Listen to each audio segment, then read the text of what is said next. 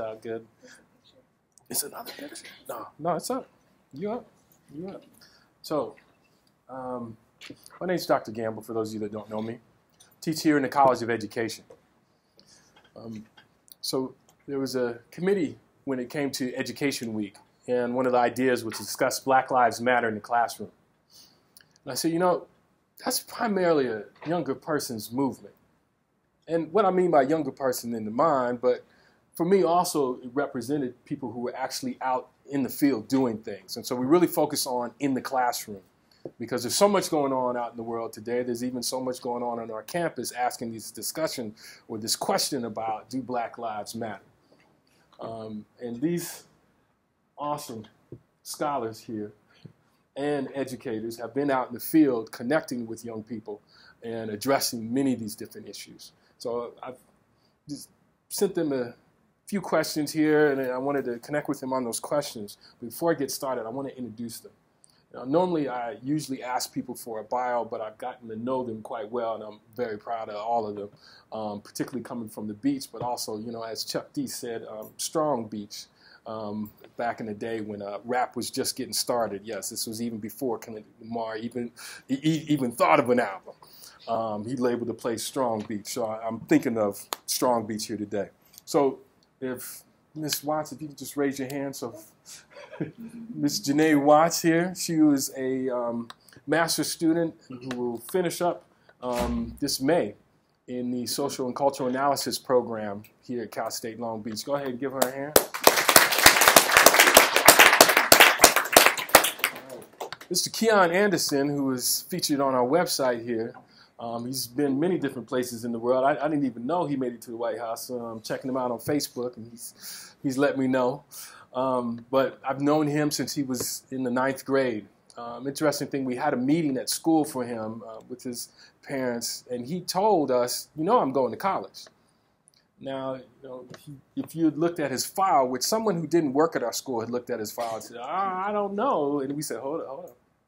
You haven't talked to Keyon.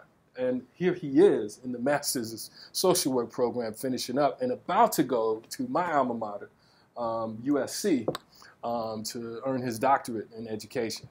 So it's indeed a great privilege for me to be able to see Keyon move so far.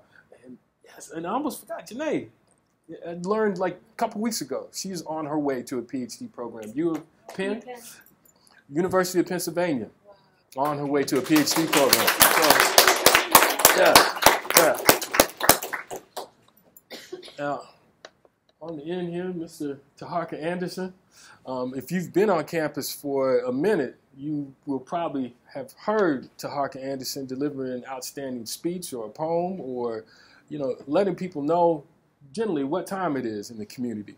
But the way I came to know him was actually as an educator while he was in high school.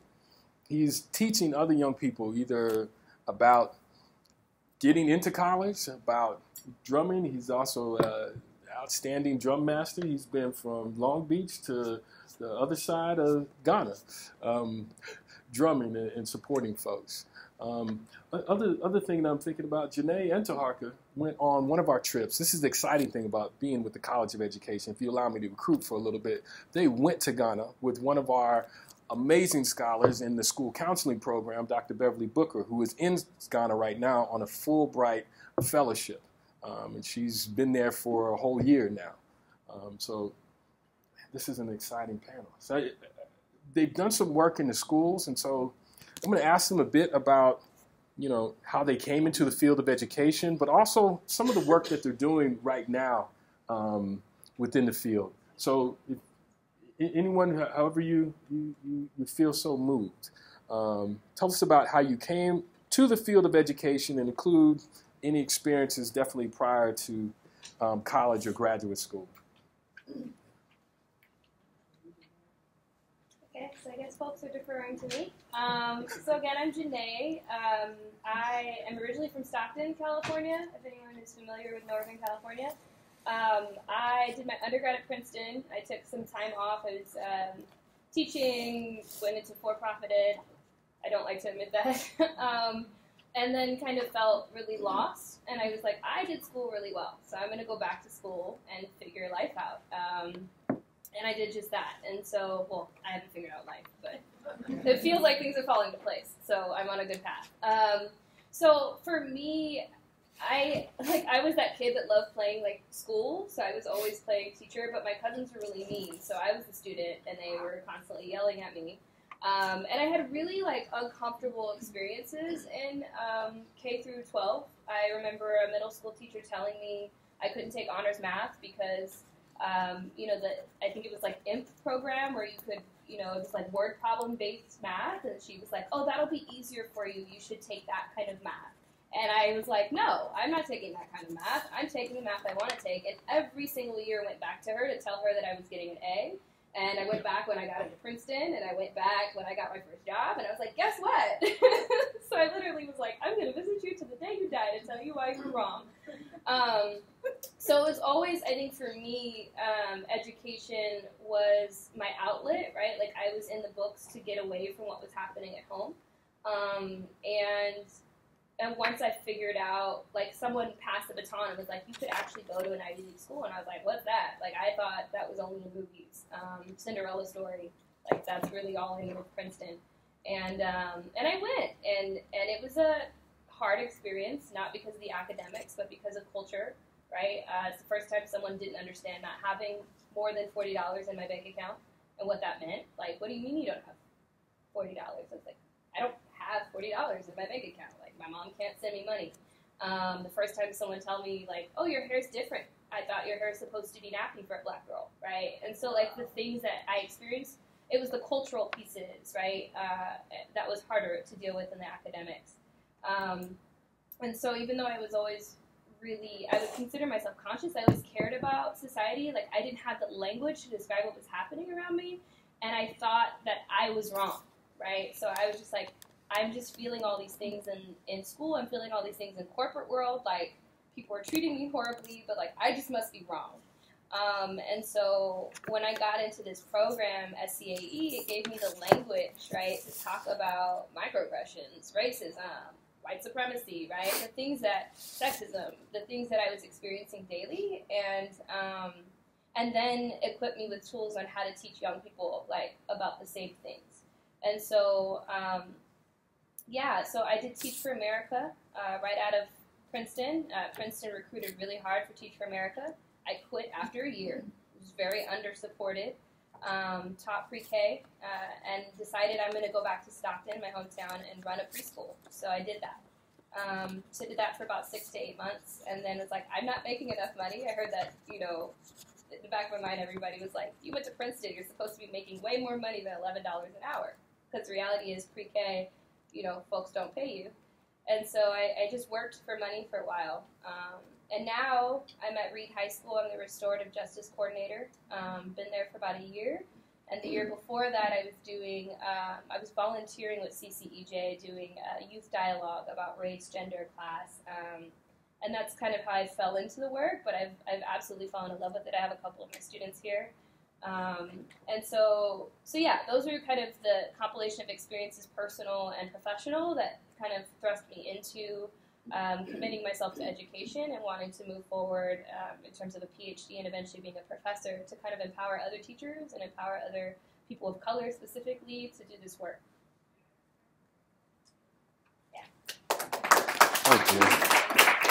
Go ahead, Keyon. All right. Dr. Gamble told you guys he met me when I was in 9th grade. My experience was quite different, I think. He actually met me at a point where I kind of had a U-turn in regards to education. I went into high school reading at a 2nd grade level. I fundamentally couldn't perform where my other classmates were able to perform because I have a learning disability. He actually met me after I met one of my greatest mentors. Her name was Carla Obiago.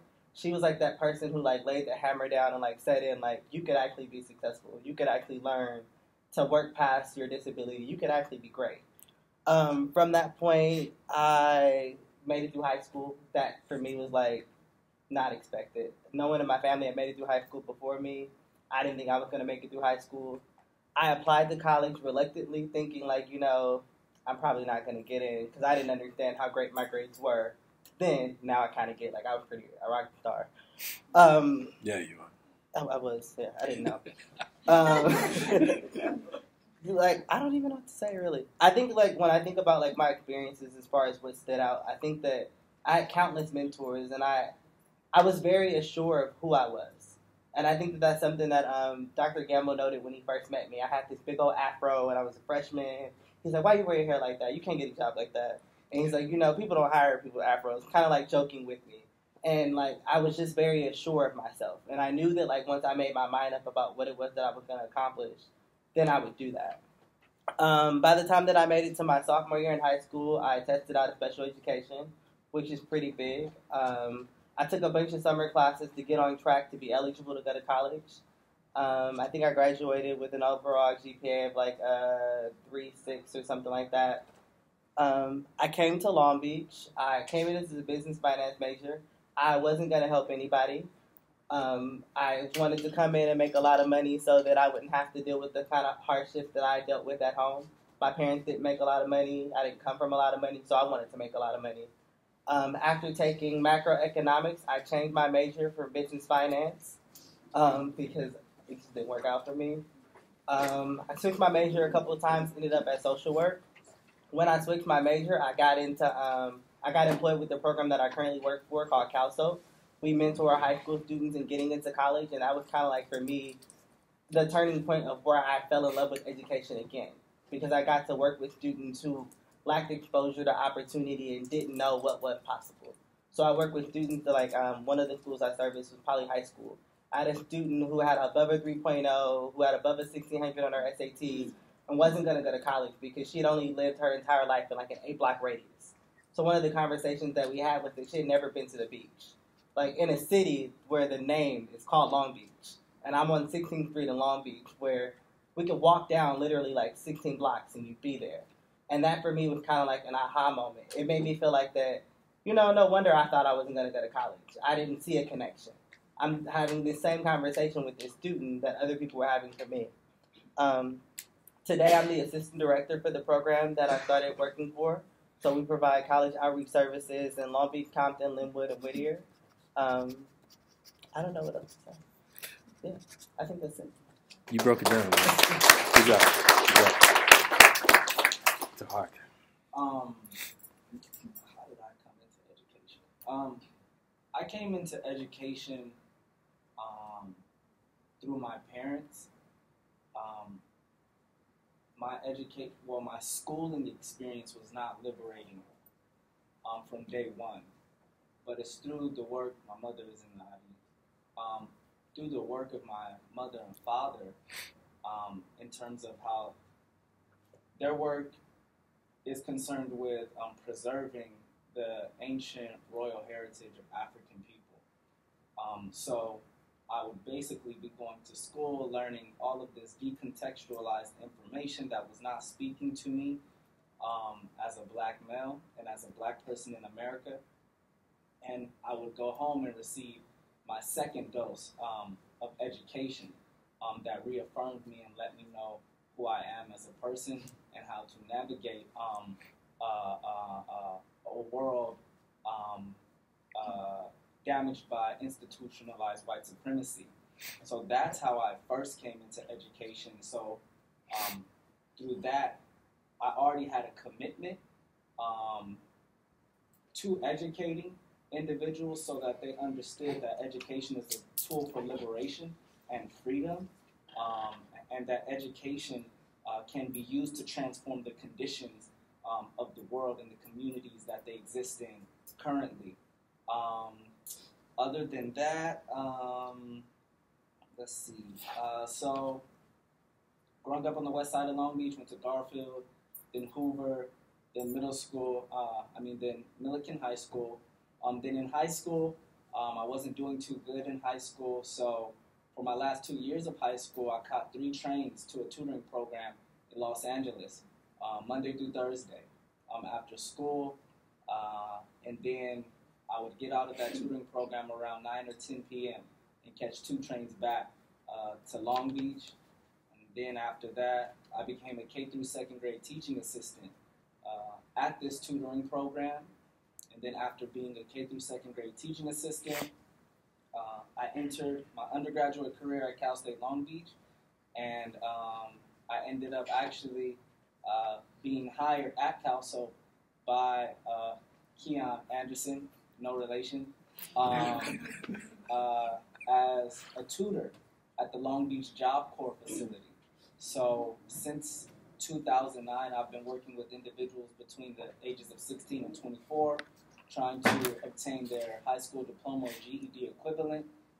As a result, for a variety of reasons, not being able to complete their education within the traditional educational setting. While still doing that, in college, I was involved in a lot of student organizations, building consciousness, critical consciousness, in order to strive to improve the campus climate here. And currently, for about the past year, I've been a graduate intern at Cal Poly Pomona.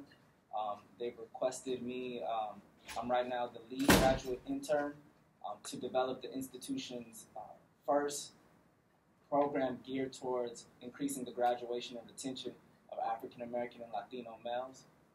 So I'm doing that work at Cal Poly Pomona. I'm also a field director of the African Black Coalition, which is a statewide organization that organizes black student unions throughout the CSU and UC campuses in order to improve not only the campus climate, but improve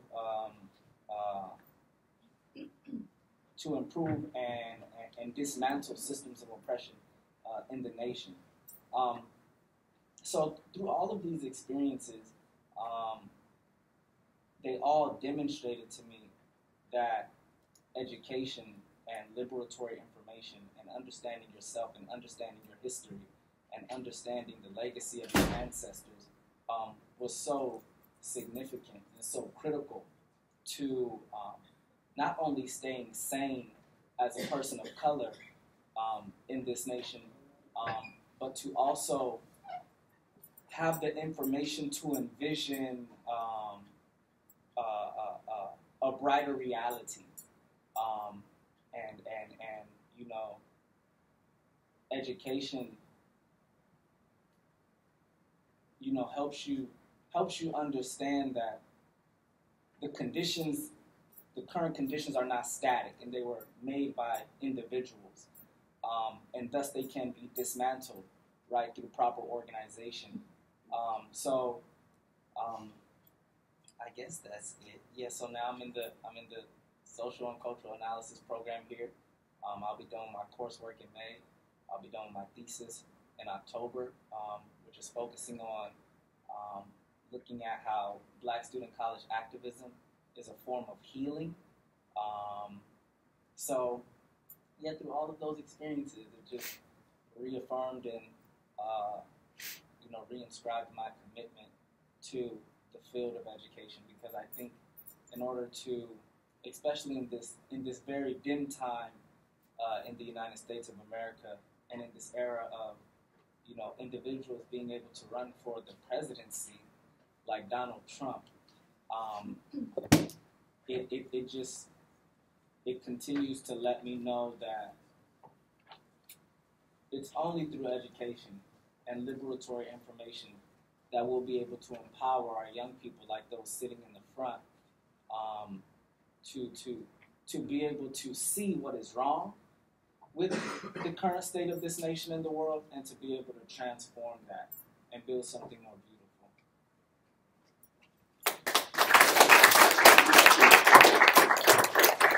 I was just asking other panelists if they would share their thesis topics. I'm done. I have to be done in June because I'm moving on to a PhD program, so I just finished my last interview yesterday. I'm so happy. But I'm studying how Black mothers resist institutionalized racism through how they raise their children. And so some of the questions I'm asking is about, like, what tools do they pass on to their children to equip them or prepare them, right, for hostile school environments, hostile living environments, And in some ways, most of these women are activists as well in their own right, and so asking them how the activism influences their parenting, but also how parenting influences the way that they choose to engage in activism. And so it's been such a tremendous process, like just hearing the power and the strength of these women and the choices that they make for their children. And also even the own experiences that they've had to work through, right, as Black women, and just how to navigate that with a family. So I'm really looking forward to expanding that work at the PhD level. I really want to look at bi-multiracial families and how the same type of work is done where the primary parent isn't Black, right? So how do you raise a Black child if you're not Black, and what does that look like so that there's not harm caused to our children as a result of just miseducation or understanding. So I actually published my thesis in December. I wrote. So my thesis was an analyst on how we foster academic resilience within African American students.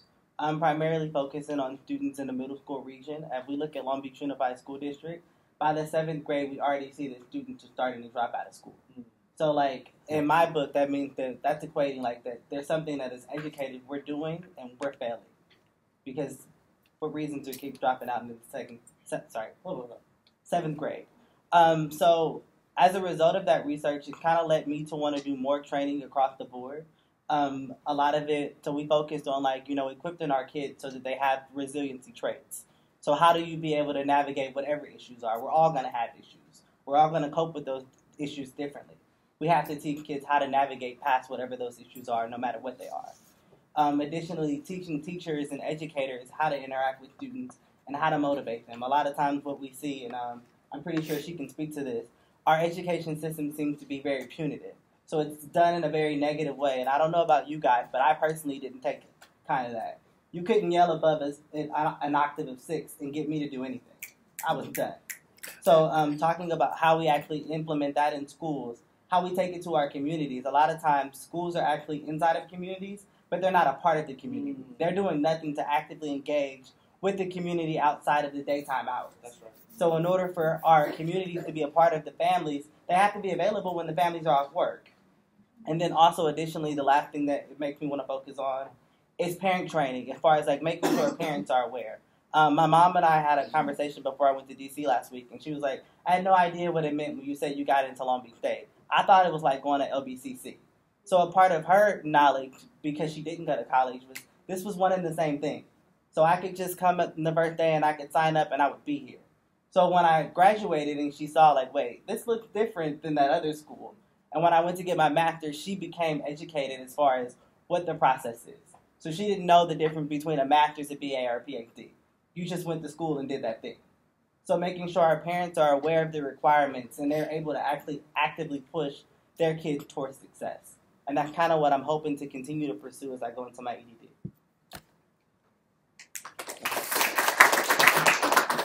Fire, baby. All right. So what I wanted to do also is the panel will answer some of these questions, but for those of y'all who are in the audience, if you have some thoughts about these different questions too, I want you to go ahead and chime in and share some of your thoughts as well. So this question, first question here we're going to grapple with a little bit is today's classrooms and how are students silenced and or empowered? So, and then what do you do to encourage their empowerment in the classroom and on campus? And all y'all work with young people, so how do you, and you've given some examples, but I want you to think of some more, and the audience, y'all can think of those ways as well. So either silenced or empowered. You know. So I'm going to do my best to be careful, right? I have to tread lightly since I'm still at the school and I want to like honor the efforts, right, at my school, at Reed so far. Reed has had, I'm the restorative justice coordinator, so I'm a totally different position than a typical, high school teacher, in so much that I have a lot more wiggle room, right? I'm not going to lose my credential for certain things that I get to do with my students. And the staff has been really on board and supportive. They've had the restorative justice program there for 4 years now. Every year it looks different. Every coordinator is different in how they do it, how they work with teachers, how they work with families.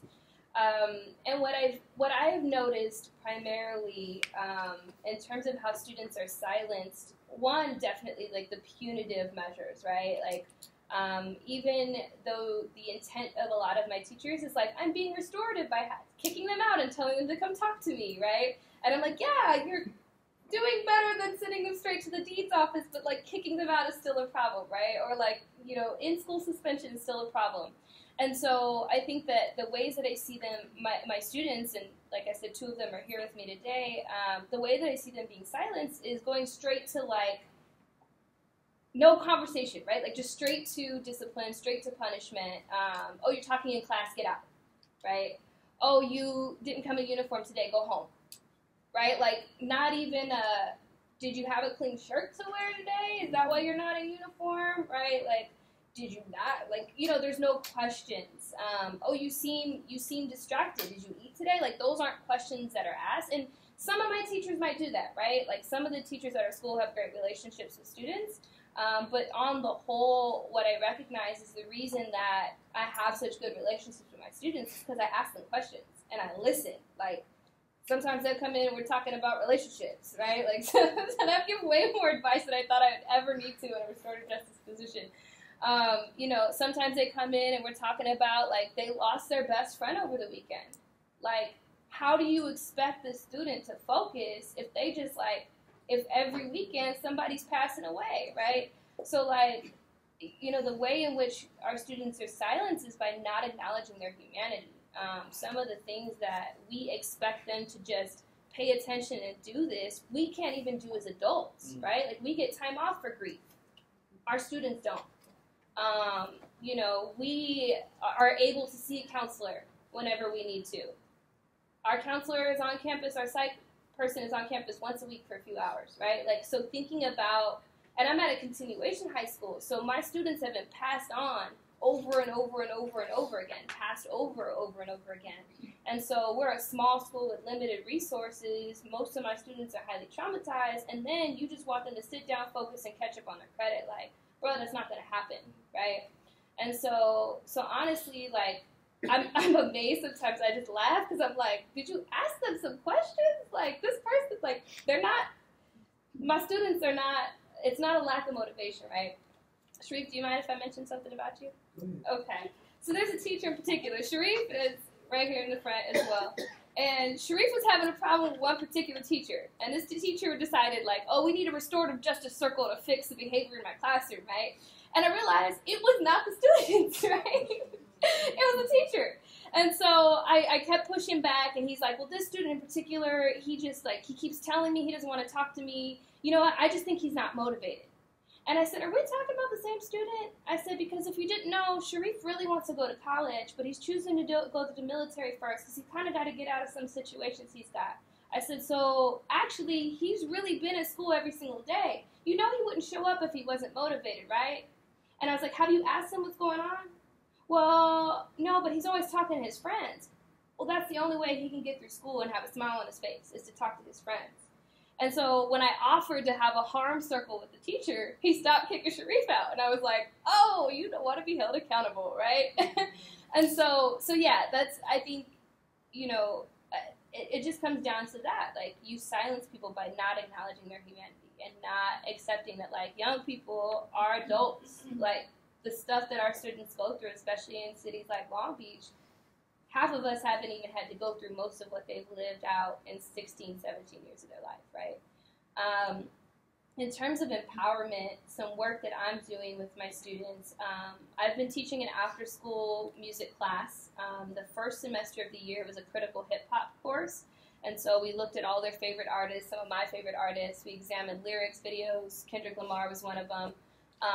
And every lesson, there was a social justice, like, frame or understanding from it. So whether we were talking about food deserts, right, or we were talking about reproductive rights, or we were talking about racism, we had one lesson on, like, how people are portrayed in the media, and at the end they were like, Miss Janay, so women are portrayed really horrible in media, and I'm like, yeah, that's right. So we do a lot of, like, and I give them reading that's challenging, right? A lot of my students are bored in class.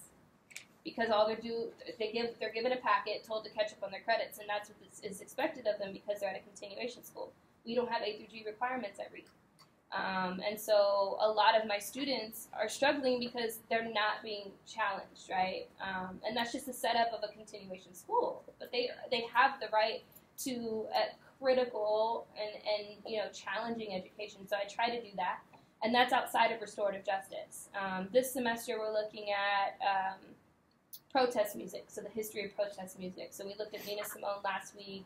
We'll be going to the Grammy Museum to look at the civil rights protest music over time.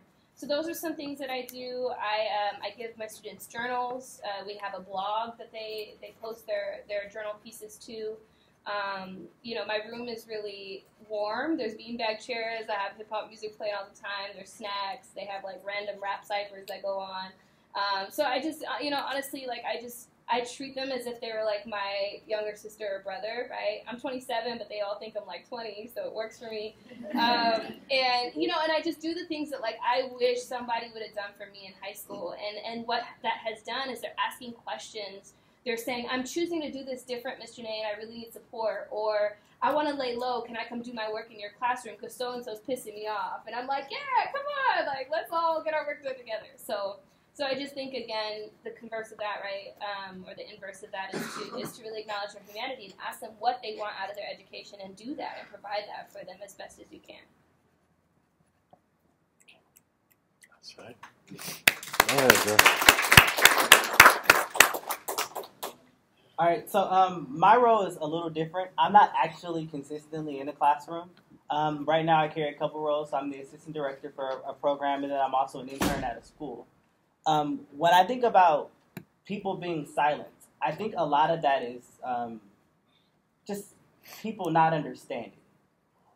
So a lot of times when I have a student and I see them frustrated and we're talking and they're like, they just don't get it. And then I talk to the teacher and they're like, they just don't get it. And it's like, how do we get these two people to understand that their perspectives are different, but they still have to work through? So on the empowerment side, where I work with students, is a lot of like, we have to figure out how to cope with difficult people. Because in life, there's always going to be difficult people. That's right. So if I can enable you to have the tools to deal with this person who you think is obnoxious for a year and then move forward, then now you develop the skill that you can take with you for the rest of your life. So I kind of take it from that angle when I'm working with my students. And then as far as like with the kids that I run my groups with, we're very much so like this building from within. Like in life, there are going to be tons of things that are going to tear you down. I run a self-esteem group right now. And like one of the things my girls always say is like, oh, they don't like me. And like just changing the narrative as to how we perceive information. So if someone doesn't like you, well, maybe they still like themselves. So there's something about you that they think is so amazing that they don't like you because they don't like themselves. So changing the narrative and how we perceive what the issues are in order to be able to cope with the reality. Because sometimes the reality of it is that people just don't like you because they don't like you. You walk in today and it's Tuesday and they're like, you know what, I don't like you. Or something happens and sometimes our teachers have bad days. And they take that out on kids. So I think that one of the things that I'm always working with my kids with is trying to step back from a situation and looking at how they could look within themselves to adjust in order to still meet their end goal. Because at the end of the day, none of my professors have to like me, but I'm going to get my degree. So we have to figure out what it is that we're trying to accomplish and what the end game is. And I work with them a lot of times on how we navigate through that. Because in life, I feel like, and I take my best friend can attest to this, I feel like if someone tells me no, that just means that I didn't have the right person. So if I can get around whatever this issue is, whatever this roadblock is, I can have whatever it is in this life that I want. And that's something that I'm trying to embed in the kids that I work with because I kind of feel like that's what prompts success. People don't go from like, where they are now to 100 and now they're Drake. Like you have a lot of people who are like, no, not you, no, not you. We look at Oprah Winfrey. They told her she couldn't act. We look at Michael Jordan. They told him he couldn't play basketball. We look at all of these people who had mountains of success. So you have to be ready for no. You have to be ready for people to stand in your way, and it's just a testament of how much greatness you're going to have. And that's, again, changing the narrative for our students. So they're like, all right, you told me no, that just means I'm one step closer to being greater than I thought I was going to be. Good stuff. Good stuff. As Janay discussed, there's a lot of punitive measures in the schools. So as far as when a teacher feels a student has disrespected them or exhibited a behavior that's inappropriate in the class, there's relatively little discussion about what happened. And there's typically not a neutral party that's able to come in and discuss the situation to see how both individuals feel. And that speaks to the power dynamic in most of our educational settings, that the teacher's word, especially when it comes to black and brown children, the teacher's word at all times overrides the sentiments of the students, as though our students are incapable of articulating and expressing their discontent with their schooling experience. But I also think our educational models are not constructed in a way where teachers can even cater to the mind, body, and spirit of the students. As we know, most of our educational settings are dominated by just teaching to the test. And these tests are not relevant to the lives and lived experiences of black and brown youth. So in that way, more specifically at Job Corps, most of my students come into a classroom and sit at a computer for hours, period after period after period, with relatively little contact or interaction from the teacher. And they're just on this computer answering these questions that are not empowering to them. So I understand why many of them feel like this is hella pointless. What am I even here for? What am I learning? How is this going to help me? What is this doing for me? What is this teaching me about myself? What is this teaching me about my history? What is this teaching me about the experiences that I will go through once I exit this I don't want to call it a facility, even though it's set up like that. But once I exit this school, so I mean, and this is in public schools too. It's not, and that goes to, deconstructing what is the role of the public school for urban populations. It's to produce consumers. It's to produce individuals that will perpetuate the systems of inequality that exist in their communities. It is not set up to empower them to be able to look out into their community and think, what do I want to see change? And how can we organize and mobilize in order to change those things in our communities? You're getting right on the next question. Oh, okay. You right there, though. Okay. You right there. So I feel in that way, right? It's the whole model of our educational system for black and brown children in urban communities. It's set up to silence them, and it's set up so they can either sit at a computer or be lectured at, and not really engage. It's really as though they're just, as Paulo Freire talks about, we treat them like they're empty receptacles, right? As though they have nothing to contribute to the discussion, and that the teacher is the only one with any form of knowledge, so that the teacher just pours into them, right? And it's knowledge that will not liberate them and is disconnected from their experiences.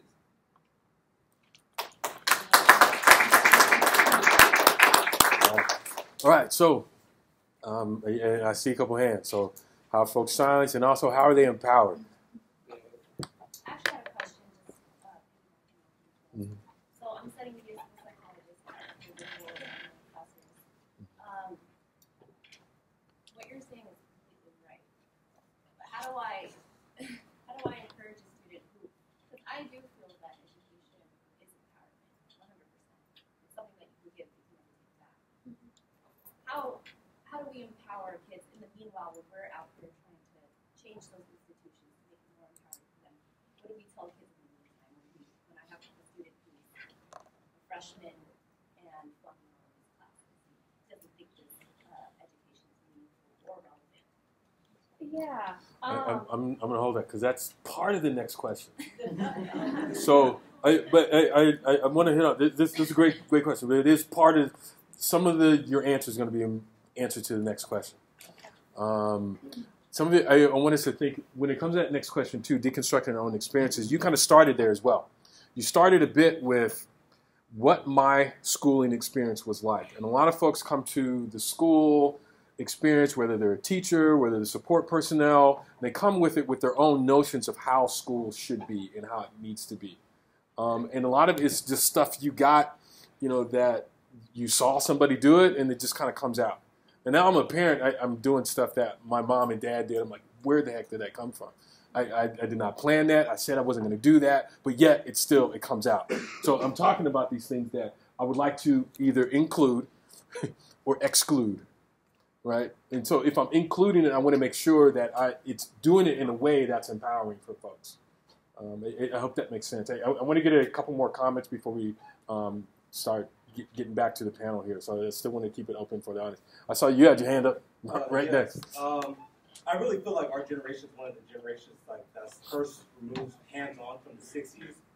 So we don't really know how to organize, I guess, as well. I would say some of the friends and I give y'all more credit than you think. Yeah, okay. But, it's just, I feel like we kind of silence ourselves as well. Just by not supporting ourselves. Some friends and I in college, we decided to put on an event for high schoolers and other people who were, in college and just kind of lost. And first of all, it turned out as a mess because we didn't know how to, organize with each other. We didn't know how to work together. And I feel like, if you can't speak together, you're already silencing yourselves. Because a bunch of voices chirping at a time, it's hard to pick one out. And then also, a lot of the students were kind of getting on each other's case about going to the event or, supporting each other and supporting the community. And that ended up silencing a lot of us. So I think, the amount of support that you get within your community and from your brothers and sisters is a big part of what allows you to speak out or empowers you. And the lack of guidance, that's there for us. Even my cousins, I just saw them today. I brought them down a book by the autobiography of Malcolm X. They had no idea who he was. I'm like, my goodness, granddad, worked with him, and you have no idea. And so the fact that we're not, informing each generation about what we had to do to get here also silences us and, makes us have to pretty much pick back up where they started, step backwards. Okay. And I really think that makes things difficult. I want to get a few more. Is there anyone else in the audience who wanted to comment? Yes. I just wanted to say that I think what I've heard up there as a trend is that a way to empower our students is to listen. That's right. Right? So that's recognizing humanity and letting them understand that they're not just receptacles that things are being placed into. And I think that this idea of being a receptacle is really learned by all of us, in a little bit more than others, right? But because at a graduate school level, I feel that oftentimes students themselves don't critically analyze, certain situations. And so I just think that that's, listening is the first thing. Anyone else? I hope we're getting some answers to your question here, too, in some of the responses here, Nicole. Because it's questions right on time. And also your kind of thoughts about, organizing. I'm highly impressed. Y'all have amazing tools right now. You got literally apps on this computer that masquerades as a phone, and you're able to connect with each other. That's pretty exciting. One of our alumni, one of our doctoral student alumni, Dr. Kim Tabari, has a statement or a question. I'm so excited. Why? Because I can. It's just good to see you.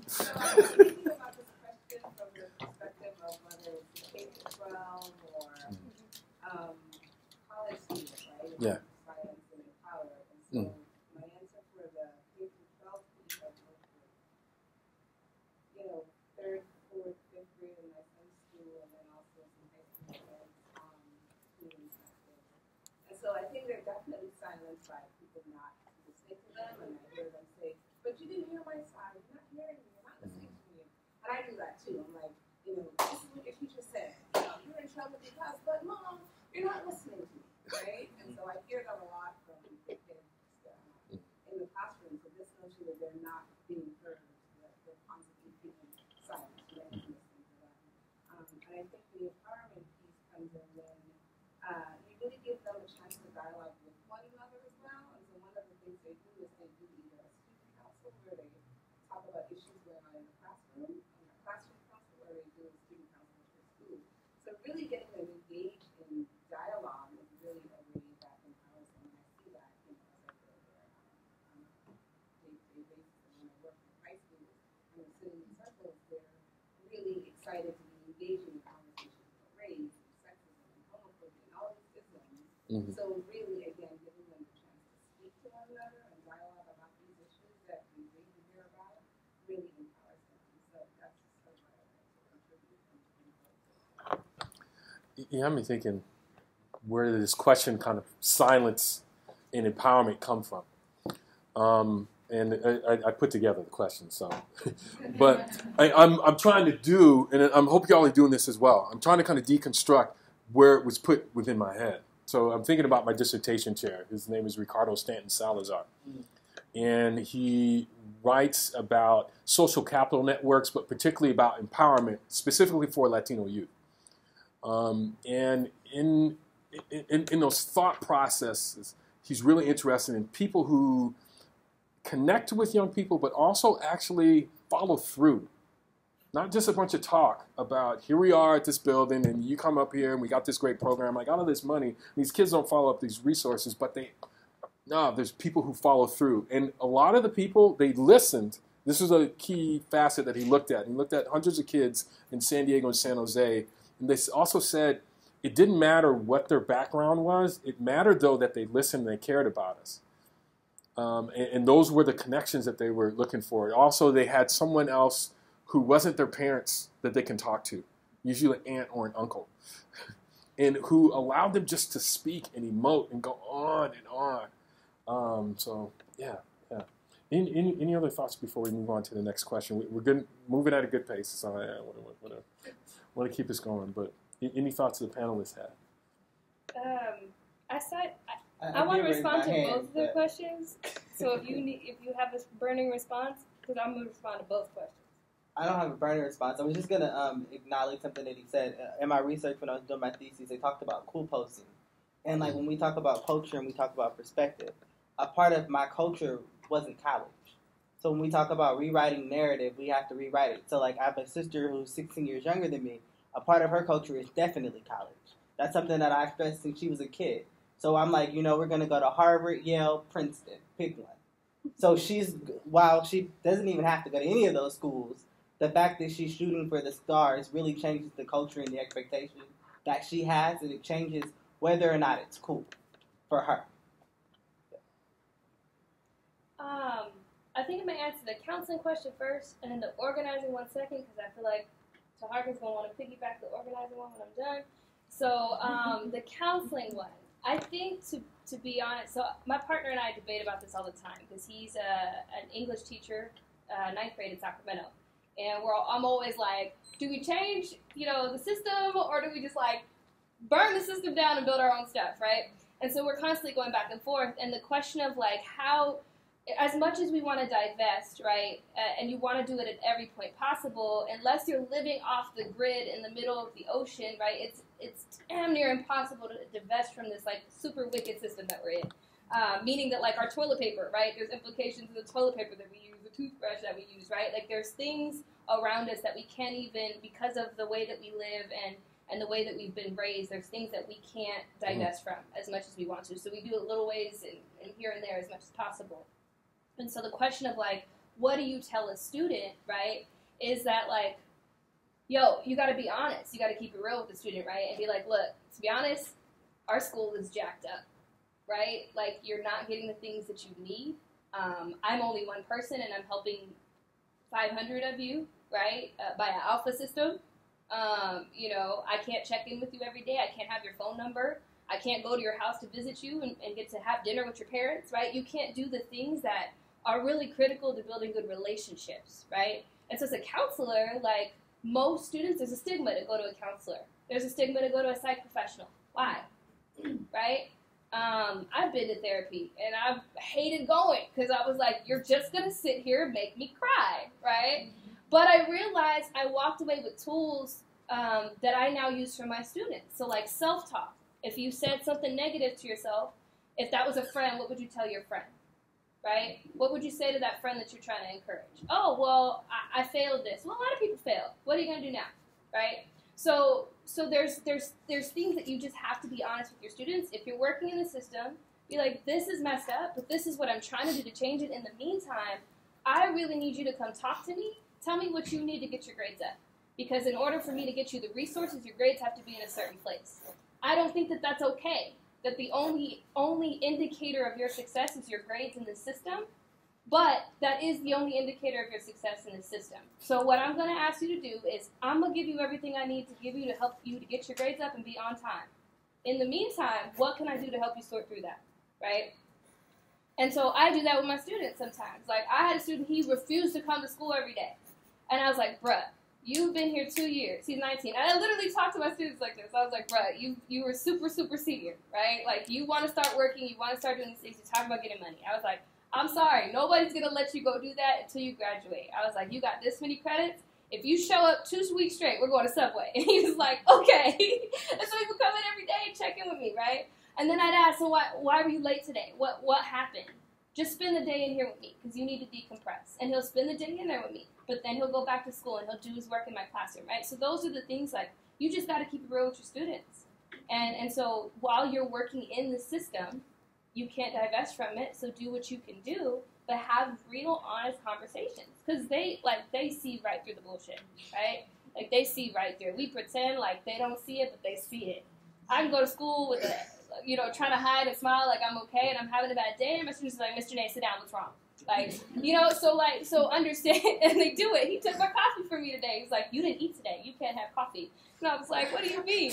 Right? So thinking about, like, again, it goes back to the humanity, and, like, why don't we owe our students honesty?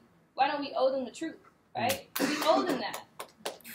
So before she goes on, though, to answer the second question, she said something I think is really important. Keeping it real from a perspective that the student cares about. So I'm college educated now. I think it's something that you should do. Keeping it real for me would be like, this is what you should do this, and I'm placing the value of importance on what my view is. We have to talk about how keeping it real for them and what it means for their future and their trajectory. So not necessarily like, oh, you're going to go to school and get a master's like I did. But what are you going to do? And she gave a good example when she said, you want to get a job. This is a step that you need to take in order to get there. Yeah. Yeah, cool. Right. Yeah.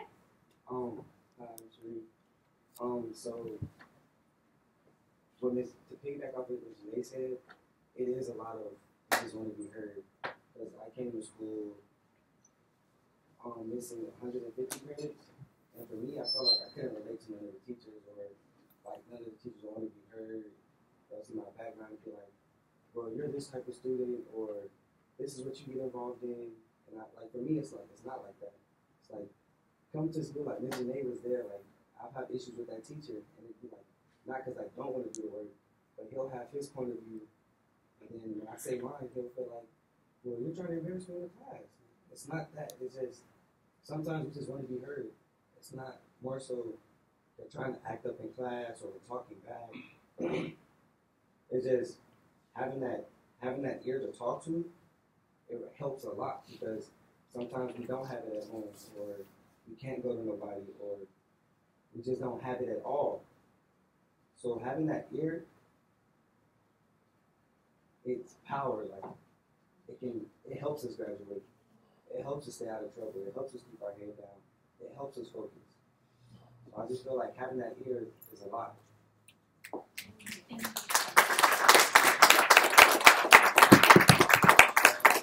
Right. and here go the waterworks. I didn't expect that. Yeah, dope. But yeah, so I'm all over the place now.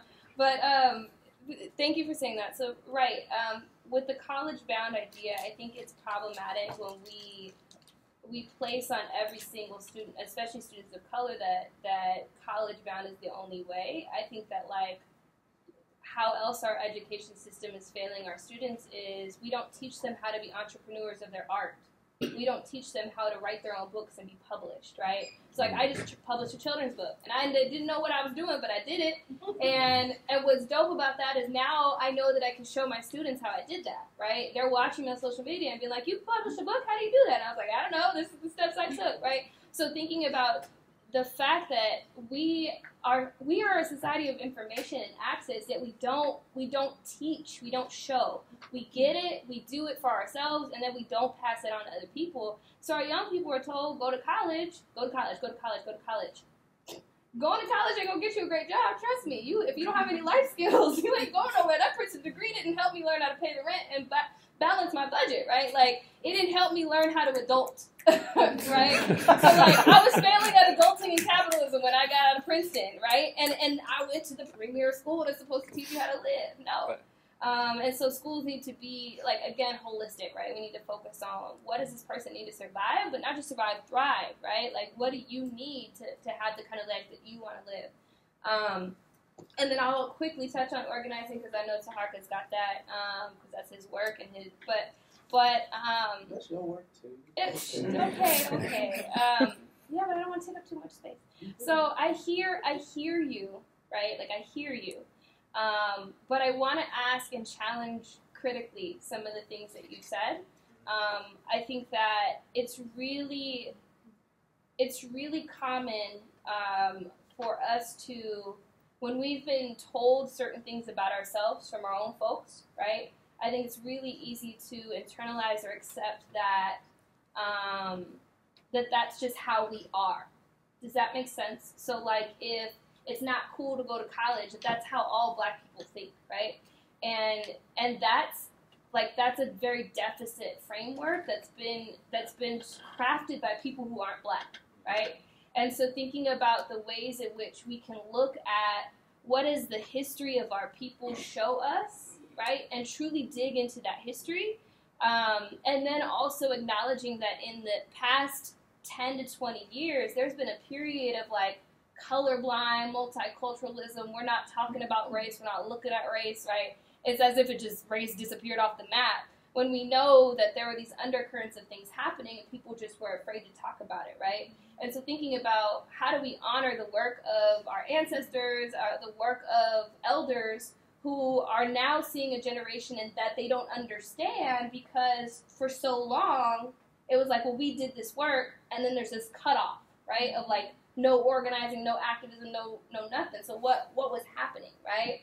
And so thinking about how, instead of asking like, why aren't the elders reaching out to us and why don't the young people access it, ask like, what's getting in the way of that happening and how can I do something about it, right?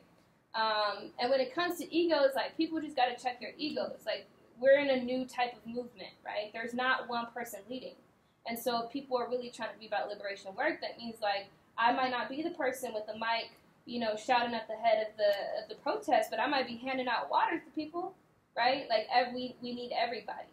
And so how, as a collective, before you jump to organizing, maybe think about political education as a group. So maybe think about asking a friend to look into the history of organizing.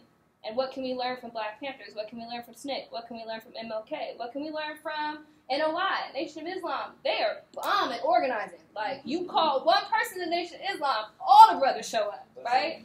And they do that in the community. So asking those questions and getting some, like, critical frames of, like, how have people done this before us? How are people doing it now? And then tap into the networks. There's lots of networks. There's a Black Lives Matter chapter in probably every city, and if not, it's in a larger county. There's student organizers on every campus. There's people doing the work. And so just asking for it, right? Like, reaching out to people. There's people who train on, like, policing, how to engage with the police, how to de-escalate with the police. There's people who train on, like, Restorative justice work, which allows communities to speak after crime or harm has been caused. So there's a lot out there, and so I want to encourage you to think about how can you do things different and ask some critical questions that all of you as a friend group feel really empowered to do the things that you feel like are missing, right? Well, can I just comment real quick? Yeah. The first one I was going to say, I completely agree with people going and asking. Actually, that's how we ended up getting good at what we do and actually having an impact. We had to go.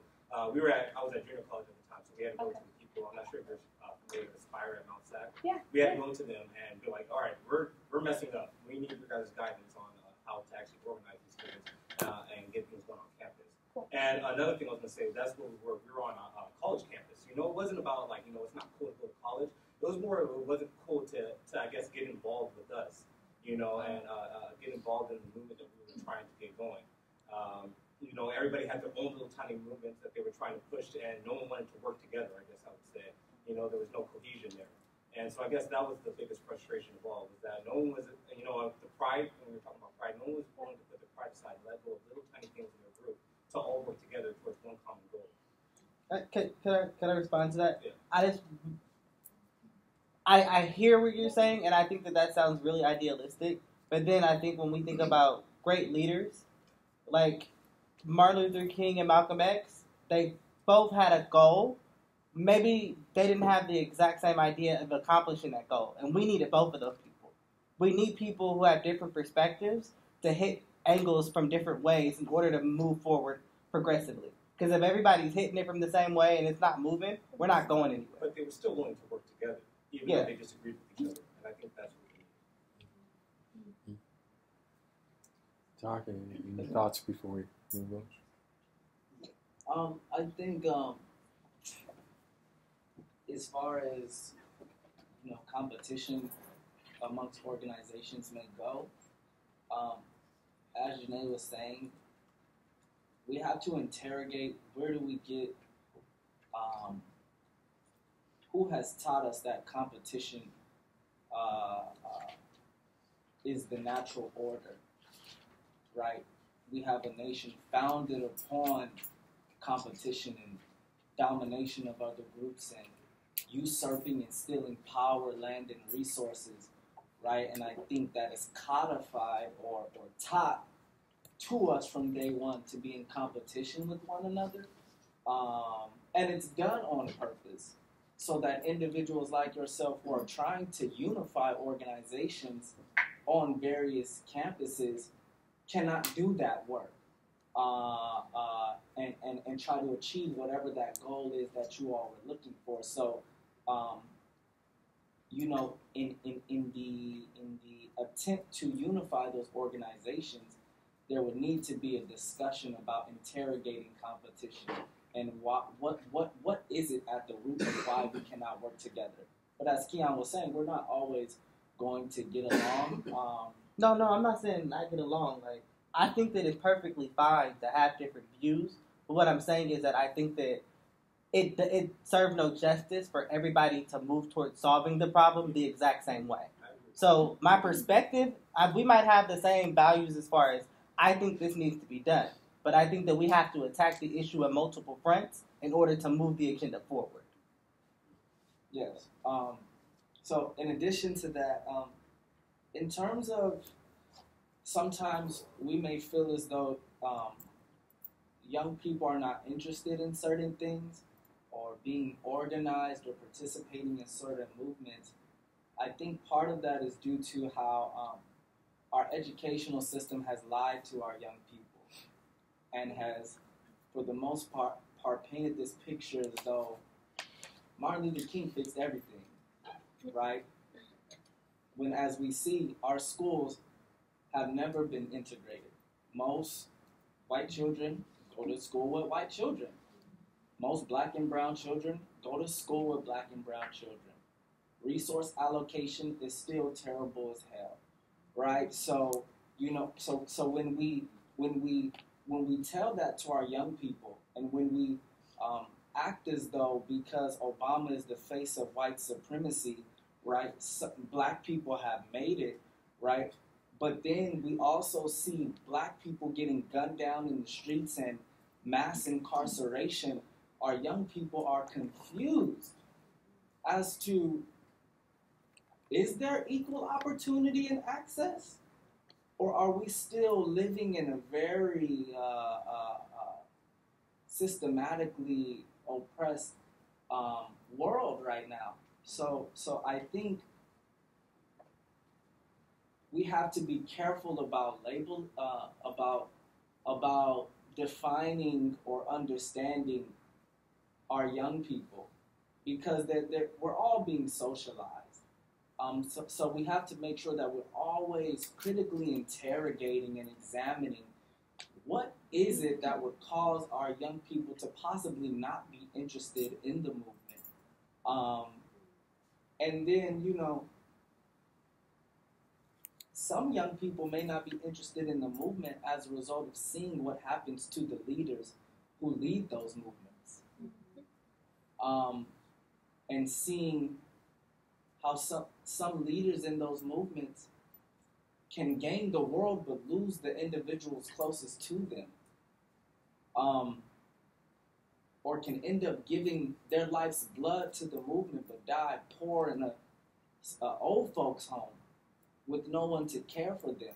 So I think we also, if we're going to engage in this work, is demonstrate to young people what are you getting out of being in the movement, right? And teaching them self-care while being in the movement and being a revolutionary, also taking time to do things that are fun, going to the beach, writing in your journal, writing in your diary, going to a traditional West African drum and dance class, right? So that young people, so that they understand I can be in the movement and be radical and revolutionary, but still cultivate my mind, body, and spirit in other ways. And I think when young people understand they can do both at the same time, they will be more interested in engaging in this revolutionary work and organizing and just being in the movement in whatever way that may look.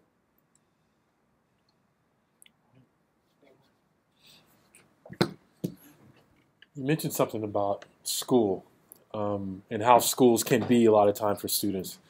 Dr. Dumas, Michael J. Dumas, who is up at UC Berkeley, he was a faculty member here for a little while.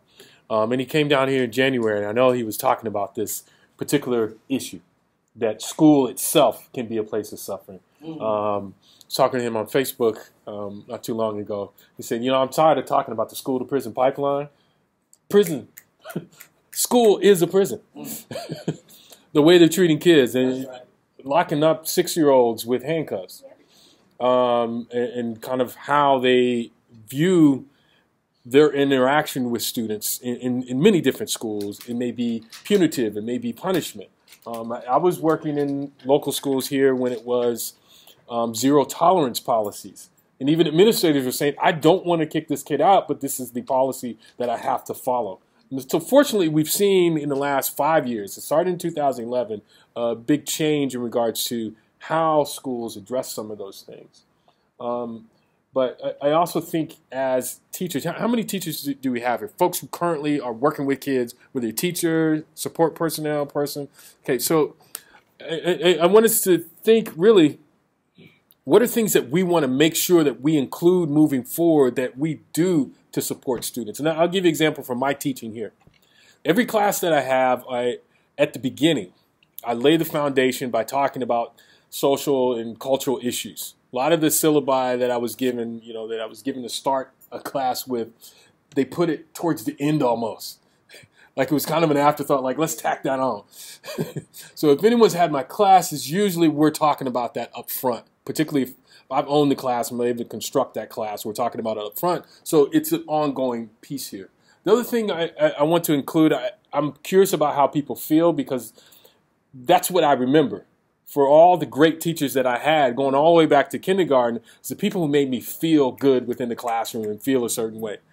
So I'm kind of giving you my process and thinking about what I wanted to include, what I wanted to exclude. I wanted to exclude harm, wanted to exclude punishment, those kinds of things. And sometimes I had to be real disciplined about that, and particularly when I first started. When I met Keyon and my good buddy Jordan here, when they were at Cabrillo High School, I was kind of learning, I don't have to yell at kids. Oh, wow. Because that was kind of the culture. That was the culture at the school, where the administrators yelled, the teachers yelled. It was just kind of a regular thing. We were yelling. I'm like, I don't have to do that. In fact, man, I got high blood pressure. My blood pressure is going up. It's going to be a lot better for me. And long term, I learned that you see them now here in graduate school. The conversations that we had were much more lasting when they were able to think through the decision. So I'm giving you kind of an idea of kind of how to deconstruct. And so I'm going back and kind of how did I put all these things together, what I want to include and what I want to exclude. So I'm putting that to the panel. As you work with young people, or as you do work in the community, what do you want to include? What do you want to exclude in your teaching? I think the thing that I want to include, there's this notion of tough love. And I think that the notion of tough love doesn't actually work for all students. Kind of like how you were saying, like the yelling. Like, if I yell at you and I say it loud enough, you're finally going to understand that I'm serious. Well, if you yell at me and you talk loud enough, I'm going to check out. That's right. Even as an adult. Like, you too high. You've reached my limit. We're done. So even as a student in school, it was like, I think this idea, like, I'm doing this to you because the world's a big, fat, scary place, and other people are going to do it to you. And I think that it kind of sets the precedence for that to be the thing that we expect and accept. So it becomes okay for people to talk to you incorrectly. It becomes okay for people to, like, I feel like this and I feel like that. I was actually out doing something the other day, and I was in the middle of a meeting, and this lady came up, and she's talking to the person that I had a meeting with, and she was, like, yelling and shouting and going on. And I just found myself thinking, like, I wonder how productive she thinks that is. Because I'm sitting here and I'm thinking I'm checked out. I didn't even know what she was yelling about. I didn't care. All I knew was that the action that came along with it, it was very aggressive. And as a result, I remember myself as a kid, I'm probably going to get very aggressive with you back. So now you're yelling at me, now I'm going to yell at you because I feel like that you've crossed that line and I'm in a space where now I feel uncomfortable. And I think Taharka may have mentioned it earlier where they talk about like the idea of feeling threatened. Teachers feel like their powers are threatened. And as a student in school, I was definitely the student who, I don't think you have that much power. You work for the taxpayers. You're here to educate. It's not an issue. In my mind, it was never like, you have this power because you're a teacher. You deem this amount of respect because of your position.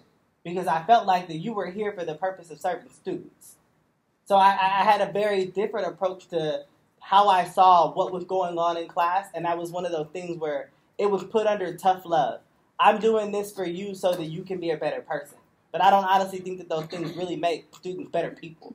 I think that they make students angry. They lead to students want to cuss at you. So when you tell me, I've heard students like, I think it's funny now. Students like, you're a bitch. And I'm like, that's what you perceive your action as. So we kind of have to begin as people who are working in the profession to hold ourselves accountable to treat students with dignity. Like, you have to treat someone with respect in order to get respect. That's not something that you're just giving off the fly. I'll stop there. I say.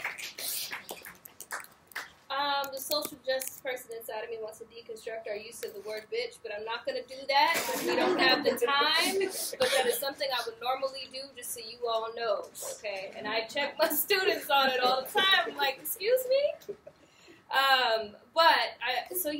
I'd have to agree that acknowledging that every student is different, right? And like really I hear a lot, because I do teacher training as well for restorative justice through CCEJ, and I've done that for a couple of years. And so I hear all the time, there's not enough time for this, right? Especially in the classroom. Like, I empathize, right? You got 40 minutes, if that. Your prep period is precious to you, right? You got students constantly, rallying for your time, but you still have a personal life, right? Like, I get it. But at the same time, I ask those same teachers, okay, if there's a disruption in your classroom, how long does that usually take you? And they're like, 30 minutes. And I'm like, okay, how long's your class period? Like 50 minutes. I'm like, a 10-minute morning circle once a week sounds a lot better than 30 minutes a day, right? So I think that like we're we're so caught up on time and how much time we have or don't have that we don't realize that doing the critical, as we're learning in our program, it's called critical care. We're not taking the time to do the critical care with our students and to do the work of like getting to know them, right? If you get to know them, like we had a student recently, he was harassed by the police, like deeply harassed, and was asking the police officer not to touch him. Well, the students around him were like, he gets seizures. Don't touch him, please. He gets seizures. And the officer, like, was not listening, like, roughed him up, threw him against the car. The principal comes over, and the principal was, able to talk to the student and basically ask the student to comply, right?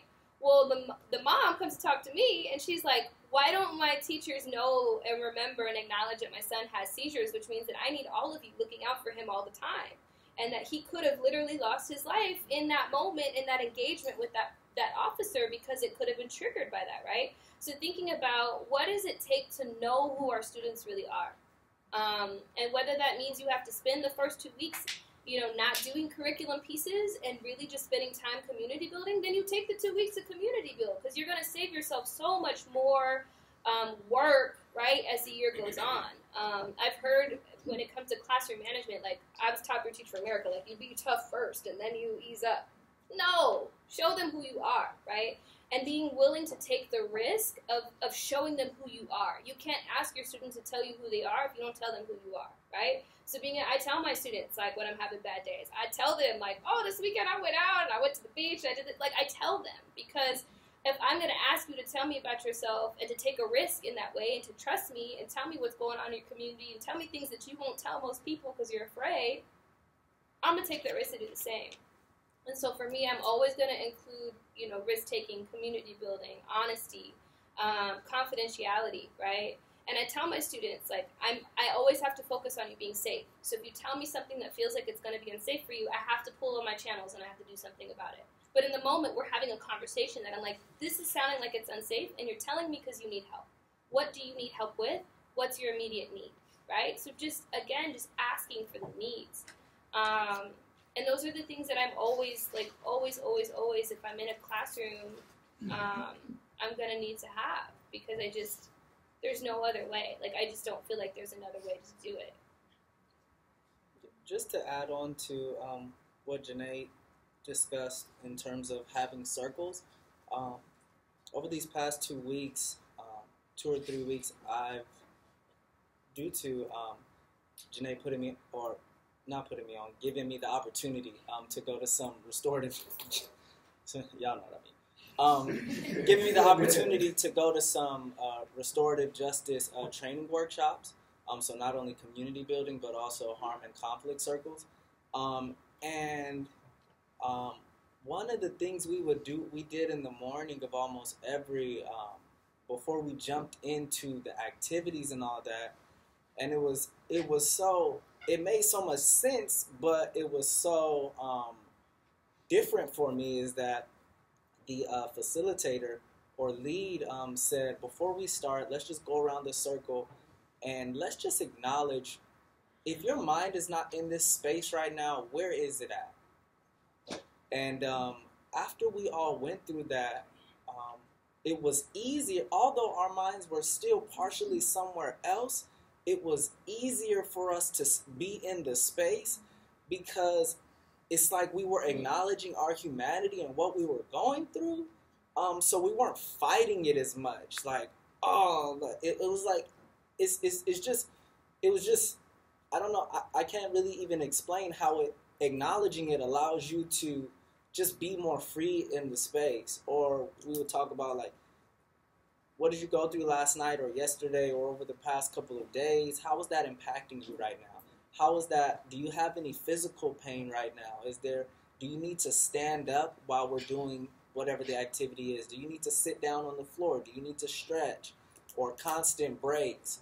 Or just all of these exercises that we would do in order to acknowledge that we are human beings in this space, that we are dealing with things, that we do need breaks to unpack some information or just to chill out a little bit. And I think, as Janay said, that will allow for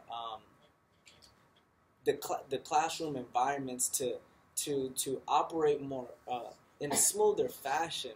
When once again, as we've been saying all throughout tonight, recognizing the humanity of our young people. They're going through things just like we as educators and human beings are going through things. So why not acknowledge that? But I think this in this next question,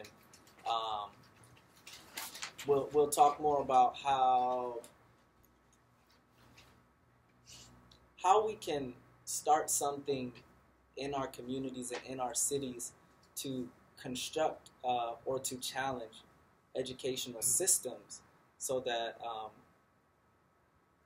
educators have the training and the time and the space in order to engage the mental, physical, and spiritual aspects of our young people, in addition to regurgitating information that is not speaking to their lived experiences.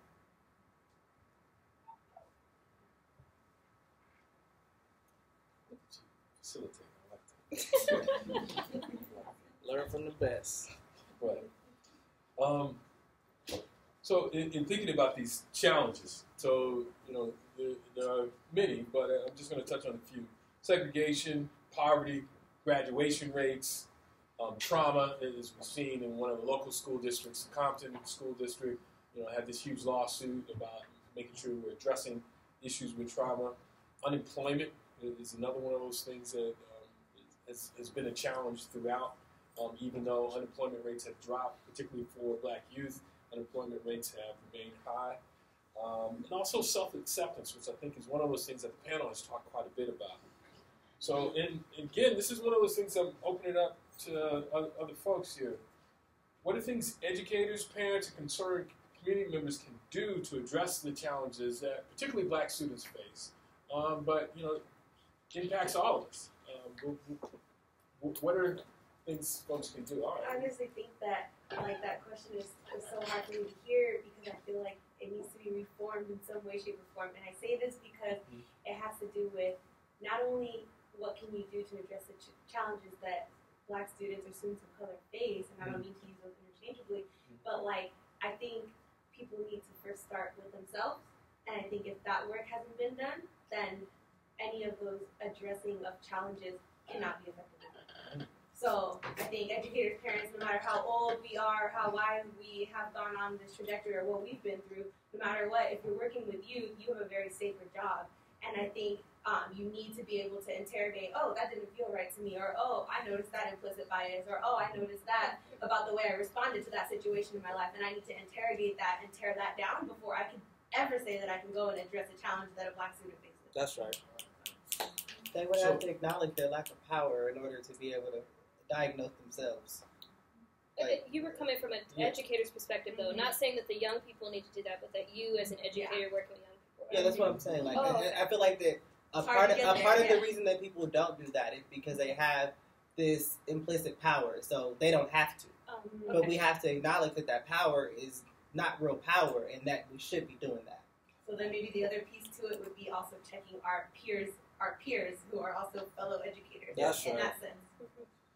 I think that there's a piece in between there where and the reason why I kind of keep coming back to this question is a sense of efficacy or lack thereof that folks have and don't have. And so when they come across a challenge like dealing with things, either cross-cultural work or diversity or straight up racism, because it's so abhorrent, we've seen and we've learned a lot of things. Like we know you just don't do that, but yet it's happening. What I actually do. And so these are the kind of conversations that folks have afterwards. We had quite an exciting forum here on campus recently to discuss safety, racism, gender, all types of issues. There were still folks who left. And I'm talking grown educators who left still wondering, what can I do? And you're exactly right. They have to begin, and I was even thinking, okay, man, I should have put what are things you can do, right, to promote that self-reflection. But I think there's also a piece of efficacy in regards to how can I be effective as I move forward with this. And sometimes if you don't know what's next, literally your brain gets kind of stuck. So when I studied over at USC was In social capital networks, but we also, in the Ed program, we looked at like things that cause cognitive blocks. And in a lot of the work that, particularly the school counselors have looked at, when either educators or other counselors are doing cross-cultural work, they actually have cognitive problems. And they lack the vocabulary, things slow down, and then it creates like a weird feeling, and they get emotional, and they don't want to do anything. So it creates that approach avoidance. And so Martin Luther King actually talked he was a big psych fan. If you catch some of his speeches, he talked quite a bit about this challenge of being able to move forward with that. I saw a bunch more hands, so we're getting in. All right, over here, then. You can speak first. All right. I think something that I learned while I going back to high school, I'm more Orange County part, but there was human relations group. I know LA has it, and so does OC.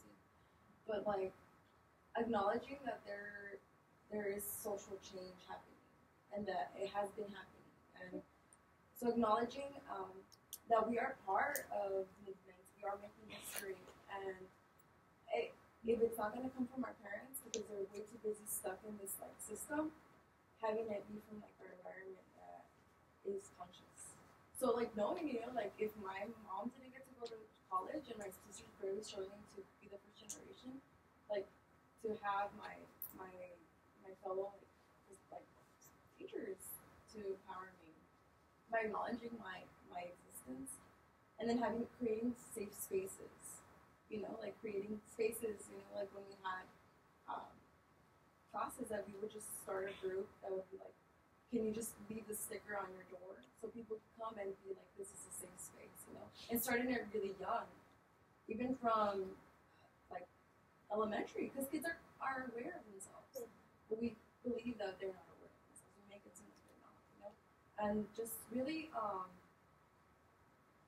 going into the grassroots. I try to understand the balance of being educated in the institutions that teach you what to do, but really connecting to the environment that doesn't get that experience. Starting movements of going door to door and talking in your environment, or talking to the moms that have the children that are struggling, telling them asking them what's going on with your families, what do you guys need to help yourselves, to help your children. So making those spaces not only in the classroom and in schools and in little community centers, but going to the actual doors. And sometimes I've studied and I've seen that you can't just tell somebody well, here are the resources, do it. But just always acknowledging that, hey, you have the power. Because to this day, you were here because of your ancestors. And for that, all honor and truth, and continue your fight.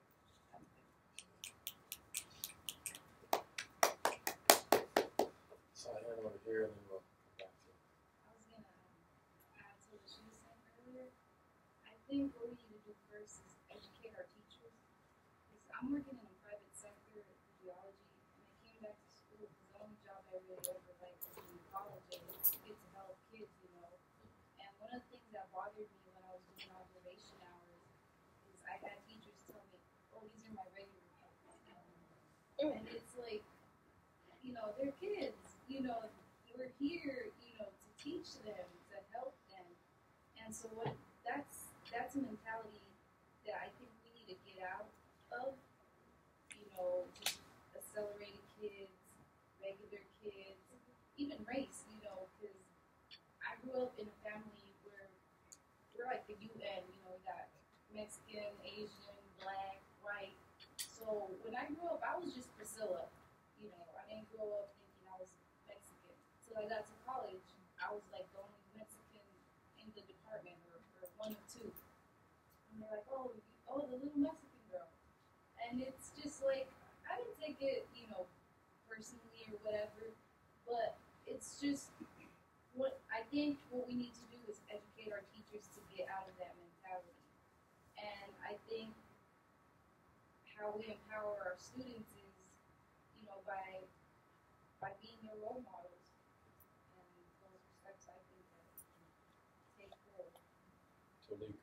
before we go to the next question or next person, I wanted to just kind of give you a little bit of context. Here in the state of California, continuing education units are no longer required in some disciplines, specifically school psychology. It's a big concern. So I used to do those kinds of trainings that you're talking about. And then once they were no longer required, people didn't show up. Or districts wouldn't pay for it. They'll pay for particular types that will save them money, like legal trainings, and some other updates when it comes to, well, really, it would be a legal mandate and those kinds of things. But sometimes those things aren't mandated. So within that atmosphere, I think some of the community organizing helps along those lines as well. And I know Sister Anderson may have some ideas as well about that, but I know she's also done some of that type of training to help folks in the community. So looking forward to the contact.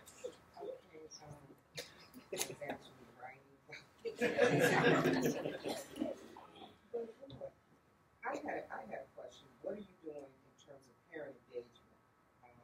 I've been involved with some groups who have been really trying to see how parents can feel more confident about being involved with their child or student.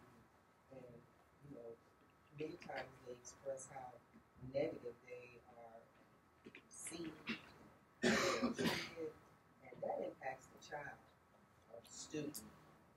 So how do you do that on the K-12, and how do you do that here at this university? Because I know I've had to deal with it on the K-12 and also on the university campus. And you know, I'm just trying to help my students get through. I want them to be a success, and I don't like to sit by and watch when I see things that I don't think are correct. I'm not trying to just overlook that. I want to see how can I help, and because I guess I'm a little aggressive. Sometimes it doesn't always, or assertive, it doesn't always come off just right. So you can help me as a parent. I think, because I see you asking what are things educators, parents, and concerned community members can do to address challenges students face. Well, many times their parents face challenges, and you know, it just drills down to the kid. I think this is a great event, right? But I always question, why aren't we having this at Martin Luther King Park in central Long Beach, right? We talk about our young people being disinterested or parents not knowing certain things, but we're not having Ed Week in the middle of a Black and Latino community, right? Why is that? So I think first, we have to connect, whether it's academia or if we want to call ourselves, you know, intellectuals or learned peoples or individuals who study this work, we have to connect, do a better job of connecting the college back to the community. I also think that those of us approaching education from a social justice perspective who do have may possibly have more time and connections to various resources need to do some footwork, as was talked about, in order to organize parents, in order to construct critically conscious PTSAs. So parents, teachers, students, what does the A stand for? Administrators, right? I was like, wait. Yeah, but I think... You ain't trying to hear about this. Because I've been to some PTSA meetings, and there's no talk about school to prison pipeline and push out and, you know, systematic oppression within educational systems. So I think that is some of the work that we have to do. If this is what we say we're studying, and if we think we're the experts on this, we have to go out there into those communities. And I think another thing educators can do is for those educators who may not come from the communities they're teaching in geographically or ethnically, right? If you are not in that community and don't understand the context of that space, or if you are in that community and you're trying to reach a student population that you are not a part of and don't understand their history, you have to take it upon yourself to educate yourself and to get involved into the community. And while I would charge educators with that responsibility, I understand that with the limited amount of resources it's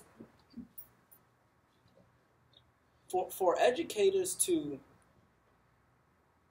be some of the individuals who have the future of the world in their hands. We treat them so disgustingly.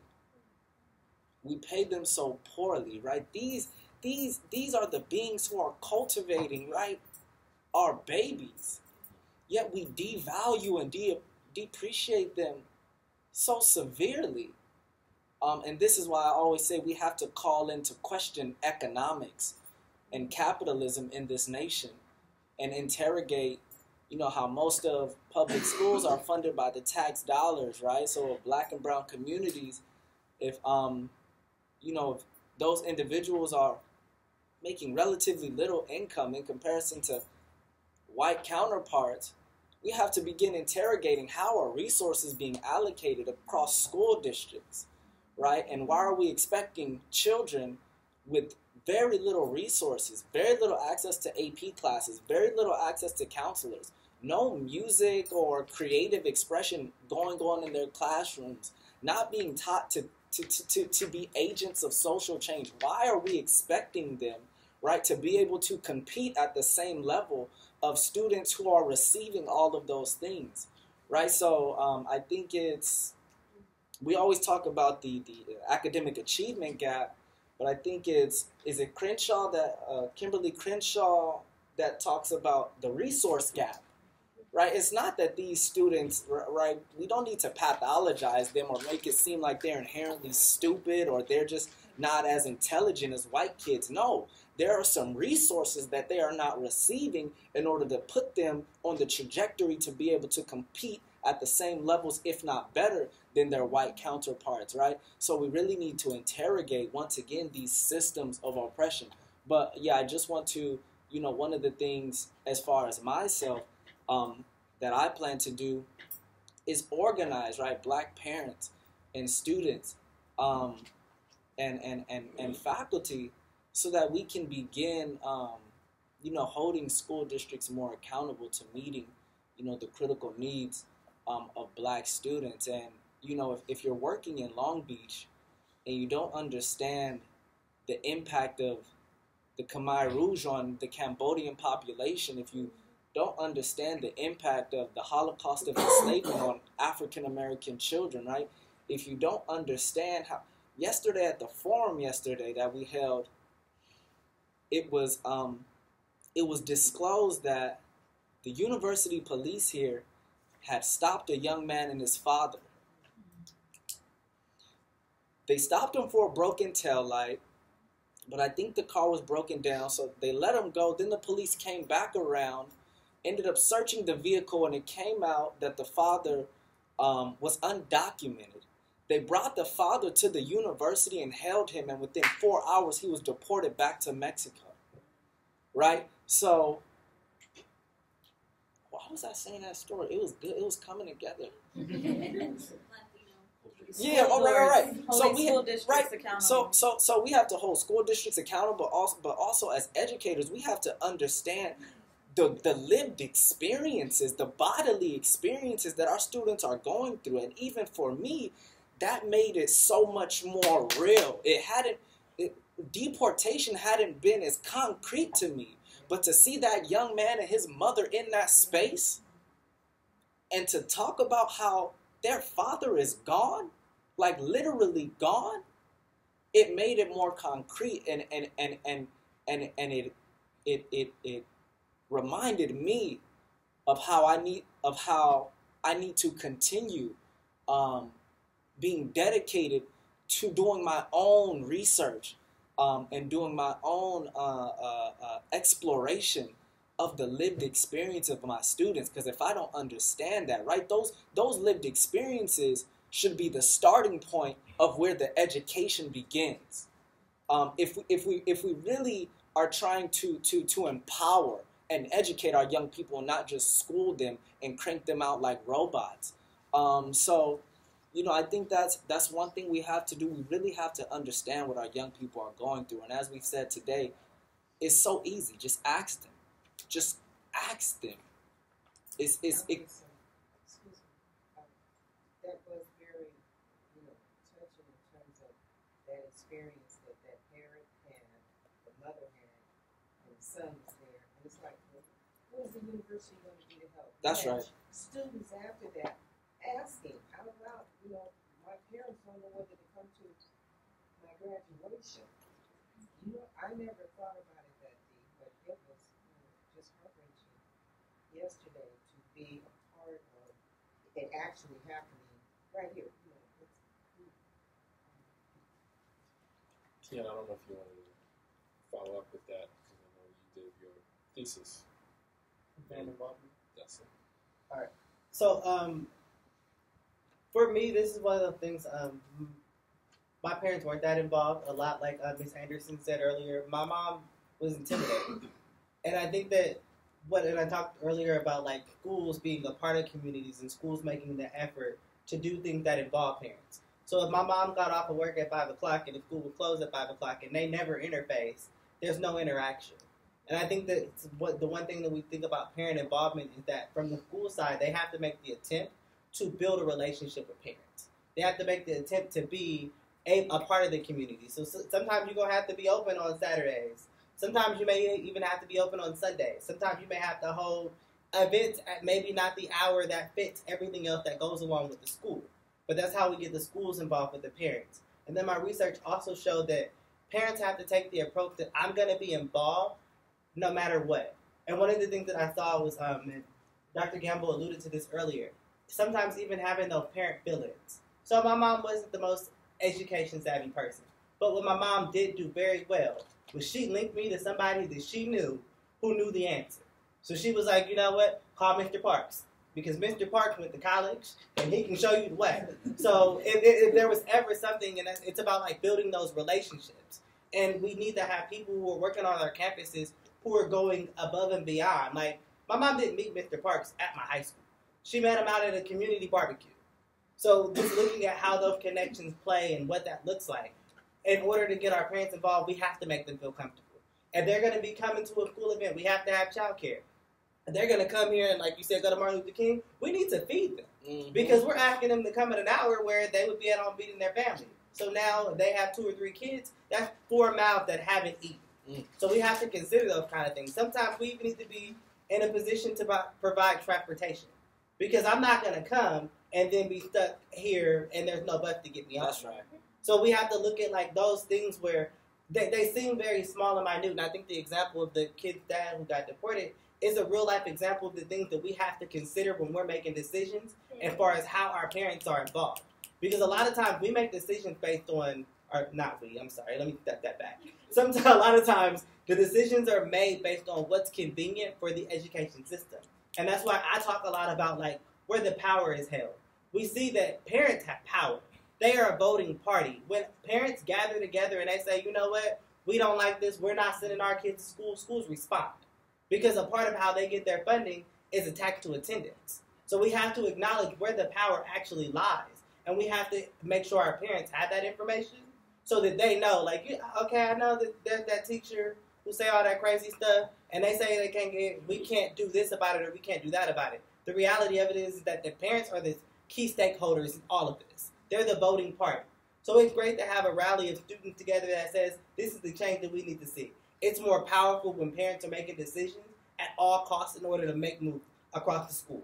And that's kind of like what I see like as far as we need to make sure parents are getting educated. We need to make sure that we're making parents feel comfortable. My mom, and we had to talk before, just recently, because for years I thought my mom didn't value education. As it turned out, it wasn't that she didn't value education. Her personal experience within education was just terrible. So I grew up my entire life thinking, yeah, school, maybe not that important. Because that's how I interpreted what it was. I didn't know that my mom was a little insecure about her experiences until I got older. So when we look at those things and we're looking at the parents that we're interfacing with, a lot of times it's like, oh, your mom don't show up to parent-teacher conference? Oh, well, these parents just don't care. And it's like, well, it wasn't that she didn't care, but if she's going to come and you're going to make her feel stupid, That's right. then she's not going to come. So we have to acknowledge the effort, and we have to stop looking at things from such a deficit position. And that's why I talk about, like, rewriting the narrative. Okay, you know what? You got all F's, but you came to school. That's effort. It's so much easier to stay at home in the bed and never make it to school. So we have to acknowledge even those small efforts. You were late to school. You know what? We're going to work on getting you here on time. We have to be more accommodating as far as the other things that are going on in order to make sure that our parents and our families and our students and our teachers, they're able to move and successfully navigate students through education. But that doesn't happen, and people are just like, you know what? Well, this is the rule. This is what you're out. And we have to be tenacious enough to challenge those things and recognize where the power actually lies. That's my speech. And if I could, I'll be quick. I know we're almost out of time. Last comment. Did you? Oh, I want to let my students say something before I do. So I don't mean to take long. It's just one of those things. I can speak for us as athletes. The thing that we were taught is that you won't get out of a community unless you are an athlete or unless you're in a game. So that's what a lot of black kids tend to turn to. Now that I see it, it's just like, if I'm not playing this sport and I'm not great at it, then I'm gonna be stuck in this community and in this low, this situation of poverty for a long time. And that's all my mind's gonna be set on. And that's kind of what teachers were teaching me in middle school and my early ages of high school. It was, if you're not an athlete, then you're pretty much dead. Wow. You know, if you aren't, if your grades aren't even all A's, you're pretty much dead. You won't go to college. And that's kind of what I let myself fall into resolution as. And I kind of like took that drift and I kind of played into the role of what they were saying until SATs came around. You know, my transcripts don't even say half what my SAT scores say. Wow. There was a point in time I had all F's. Didn't pass a class. Going, but didn't pass a class. Our junior year, SATs came, and I had a 1750. And everybody's like, how do you want a 1750 on an SAT but you can't pass a class? Because of what you're teaching. I'm sitting in class looking at a board, looking at a screen board. That's what am I learning? So it's more so of knowing that you don't have to be an athlete to get out. And that's what, you know, Janay taught me. It was one of those things where all I wanted to do was play basketball. That's all I knew. Sleep, drink, think, basketball. But until I got to my senior year and I got, you know, look at my school and my page and I see all A's, that I can actually do something and have progress in the community and actually tell kids younger than me, younger brothers, like help them understand that you can actually do something with your life. You can actually be sitting in the classroom talking to people who are going the next level. Or talking to people like you guys who are making an effort and making the community and making a situation better. Not for just you guys, and not for just for a paycheck, but to see that kids are actually trying to do better with their lives. So when you see, I'll say, Latin American teens who hear stuff that Donald Trump is saying, that's all you focus on. You don't focus on going to school. You focus on, oh, is my family gonna be deported? Or are we not good enough? Or are we all gonna be slave laborers? That's all that is focused on as a team. So it's deeper than what's ever shown. And it's always good to know that you'll be able to have some type of progression rather than it's just sports or rather than just a job. We are out of time. I'm going to just share a few things, and I'm going to speak from the ancestors. And those ancestors are particularly Bobby Wright. Bobby Wright was an educator, a psychologist who lived in Chicago, and he opened his own school, and he opened his own psychological clinic. People who he trained, one of them is on my shirt right here, Fred Hampton. That's right. And he said, I may be anywhere. I might not be back, but the last words on my lips is I'm a revolutionary. He shared those words. The other words I want to share with you is from Dr. Asa Hilliard, who passed in 2007. I had a chance to meet him a few times. He was an educational psychologist who inspired me to go on to become an educational psychologist. He says in his book, The Maroon Within Us, which you can get at Shades of Africa right here in Long Beach. If you're planning on doing this whole Black Lives Matter thing, you're going to need to read up. So he says, some years ago in Bay City, Texas, where my people are from, Texas as well, Memorial Monument was unveiled and dedicated to my father who died a short time earlier. He had been a high school principal, and his father before him. Dr. Hilliard and I shared a lot of that. On the site of my father's first principalship, the school named for my father. Graduates, former faculty, and friends gathered for the unveiling of the monument. And after the official program was over, an old gentleman who had been a member of my father's first PTA, finish this quote, interrupted the closing remarks and asked to speak. He appeared to be in his 80s, frail, like my grandpa.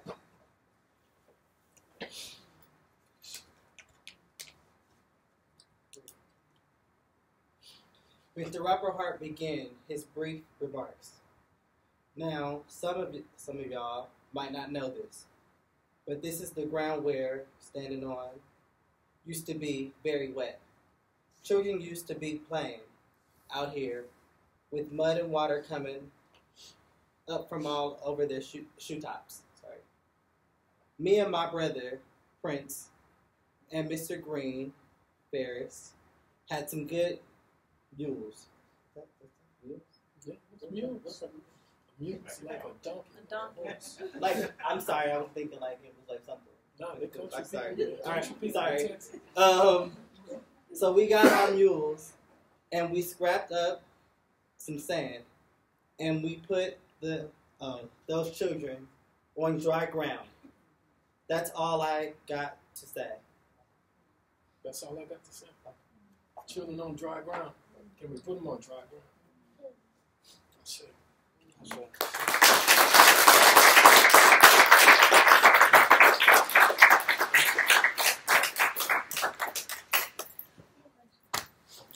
That's it. We done. If you got a question, you're gonna have to catch them on Twitter. It's 9 o'clock. We got to roll out. Our generation.